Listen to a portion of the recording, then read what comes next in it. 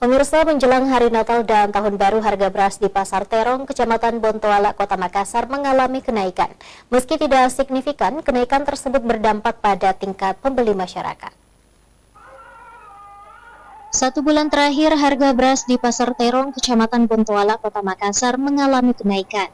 Meski tidak signifikan, kenaikan tersebut berdampak pada tingkat pembeli. Harga beras yang biasa dijual Rp8.000 per kilogram naik menjadi Rp9.000 per kilogram. Apalagi menjelang Natal dan Tahun Baru, tingkat pembeli di pasar relatif sedikit.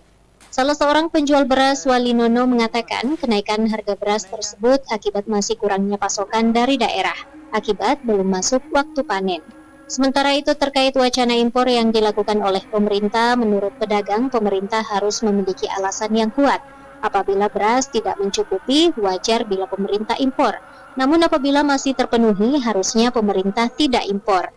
Istilahnya, kalau memang beras di Indonesia tidak mencukupi, itu wajar-wajar saja kalau impor.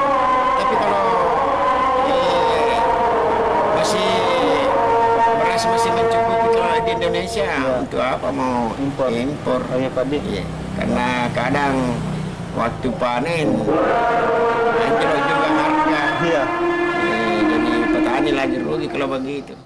Ia menambahkan selama ini beras yang ia jual merupakan beras asal Sidrap, dengan jumlah pasokan masih banyak menjelang Nataru. Ardi Jaho, Slebes TV.